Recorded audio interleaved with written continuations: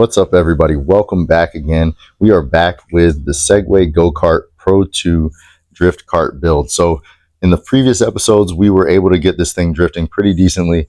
I've had some good fun with it. Still haven't gotten to take it out to a nice big open area where I can really full send, but we're going to get to that very, very soon, especially with these next modifications that I have been able to do. So one of the biggest things is when you are a dad, you don't get a lot of time during the day to do what you feel like doing.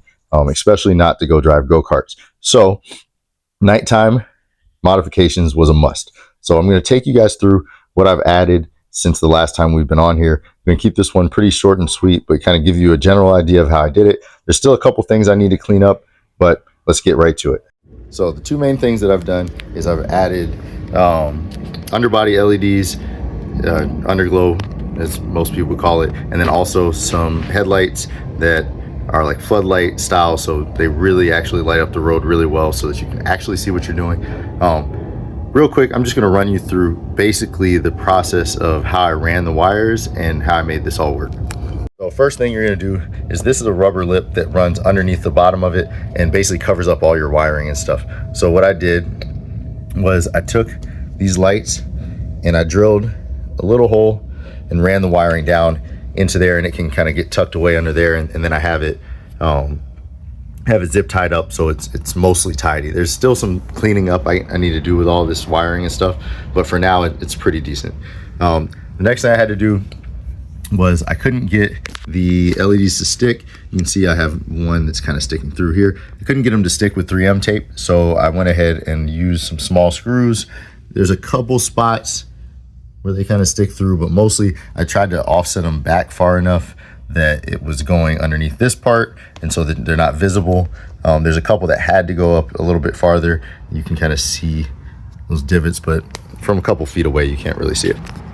The next thing that I did was I ran the wiring back all along one side and then zip tied it on everywhere that I could. So one of the things here that is going to be interesting, I'm not really sure how I'm going to tackle this, is I want to keep my adjustability, but obviously the wiring would then need to be able to adjust length. So I haven't really figured out what I'm going to do. I'm probably going to take some kind of Velcro strap and just Velcro strap it on here to keep it a little bit more tidy.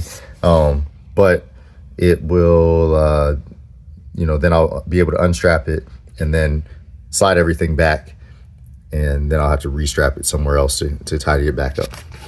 I stuck the remote controller. I literally just put some foam tape on the back and just stuck it on the wing. And then here's one of the main parts of how the whole thing works. I have a battery bag just to be safe.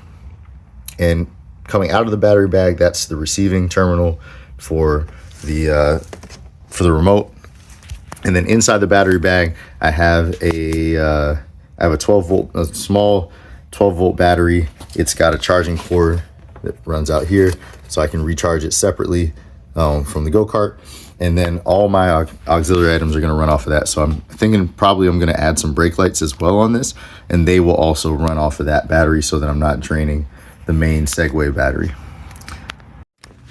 The other big thing is I wanted it to be easy to turn the lights on and off, so I went ahead and I wired everything to a switch here that I just put on the back. This is hollow for the most part, and so the Segway part kind of protrudes up into the middle section, but around the outsides up top, up high, you can pretty much drill through and have free reign to do what you need with your wiring here. So this is where I chose to put it. It flips on, lights come on to whatever the last setting was there. Front lights also come on at the same time. As far as routing things, this is how I did it. I made sure that I used underbody LEDs that had quick disconnects for each one. So I have one separate one that's on the bottom of that kind of rubber under tray. So it is removable, and I can just unplug it and then remove the under tray if I need to do work there. The second one is on the body, or on the frame. I have it running around and then going back up that side, and that gives me my side lights.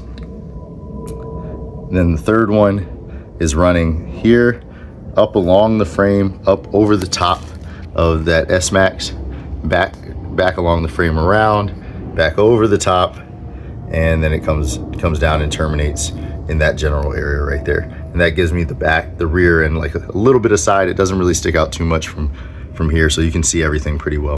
And that is the finished product. As you can see, it lights up very well in front of it. I still need to adjust them, probably to point up just a little bit more, but I think that they do a pretty good job right now. The LEDs on the Underglow are very, very visible. I think this thing's going to look awesome at night. I can't wait to take it out to a night meet sometime and go skip with the homies. Till next time, Coach B's out.